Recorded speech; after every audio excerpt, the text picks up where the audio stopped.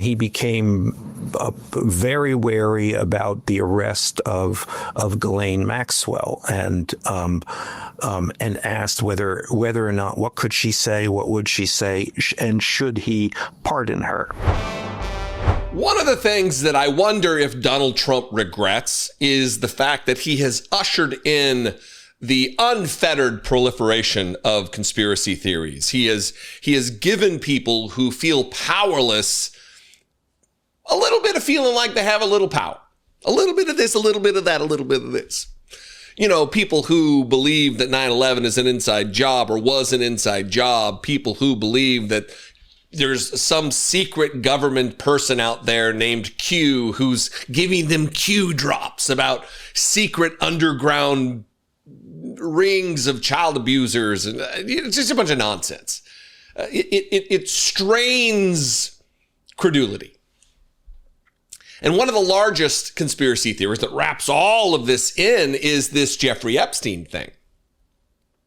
It's become a conspiracy theory, but there are obviously kernels of truth about the man who was convicted, the good friend of Donald Trump who was convicted of crimes against children.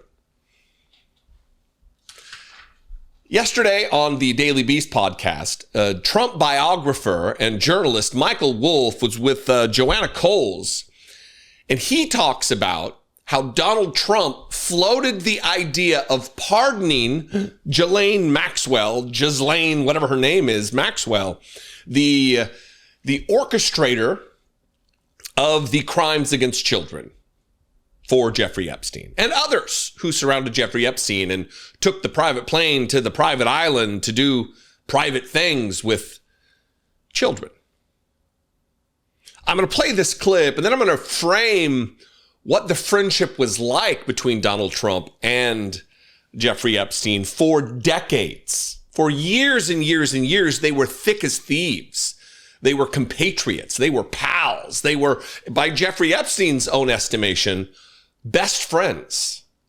So it's very difficult for Donald Trump to try to toe the line both ways of, we want the truth. Oh yeah, this guy's a dirtbag, when you were friends with him for years, Donald Trump.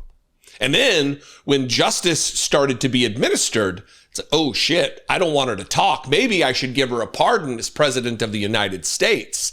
This should cause MAGA world to actually have a single thought, to put things together and like, oh, this is why they're covering this up. This is why they're not releasing the client list that they just admitted they had a few weeks ago.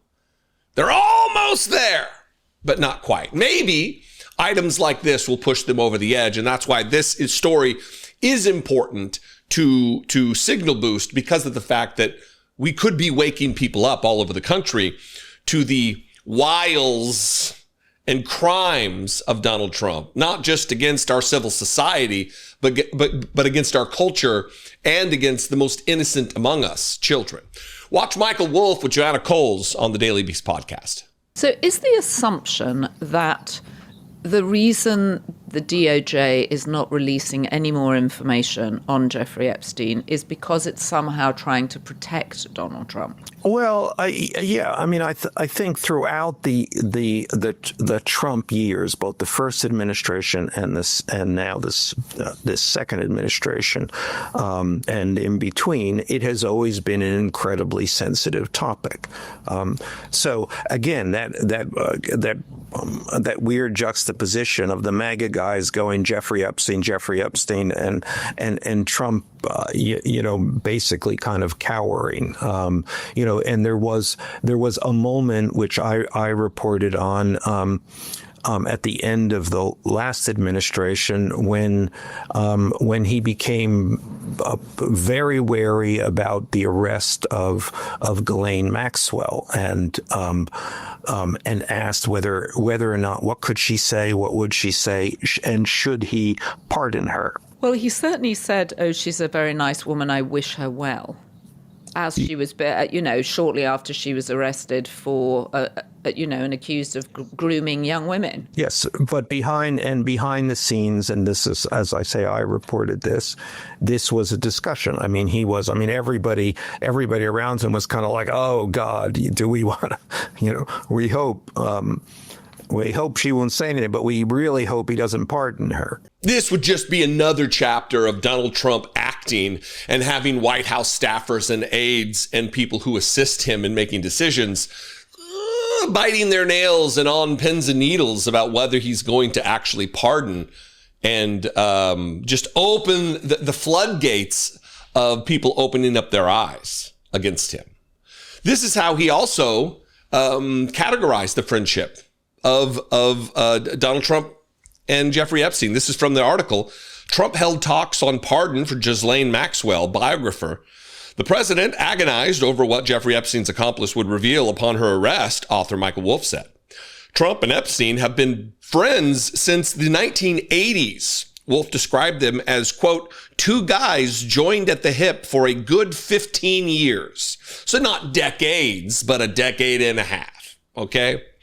They did everything together, the Trump biographer told Joanna Coles. And this is from pursuing women, hunting women, sharing at least one girlfriend for at least a year, and this kind of rich guy relationship with each other's planes. You know, the Lolita Express, as it's called. He added, quote, I dare say they kind of loved each other. These were brothers in arms for a long time. Their friendship reportedly unraveled in 2004, however, during a bidding war for a Palm Beach waterfront mansion. You know, the normal reasons that friendships dissolve over time is you're a good friend of many years, and when you start bidding on a mansion in Palm Beach, it all falls apart. You can relate, right? You can relate to having a good friend who is a convicted abuser of children. Obviously, I'm dancing around the words in order that YouTube won't restrict this video. Another one of the problems that we have.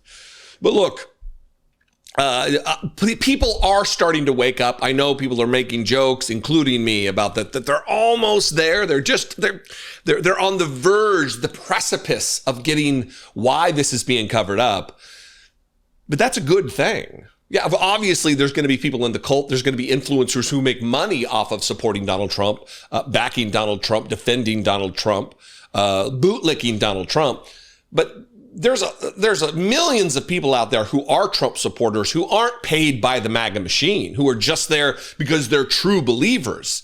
And there's only so many hits you can take until you start waking up and realizing, maybe the thing that I'm so passionate about, I've had the wool pulled over my eyes, and the person who I think is going to be bringing justice to children is actually the abuser of children himself. Because why would Donald Trump float a pardon for this woman? Why would he call her a very good person, or whatever nonsense that he called her? She facilitated the sexual abuse of children. She's not a good person. She certainly isn't worthy of a pardon from the President of the United States. She's not worthy of acquaintanceship of people in power. Neither was Jeffrey Epstein. And all of the politicians and all of the powerful people who clung to him, hung around him, looked the other way while he did crimes.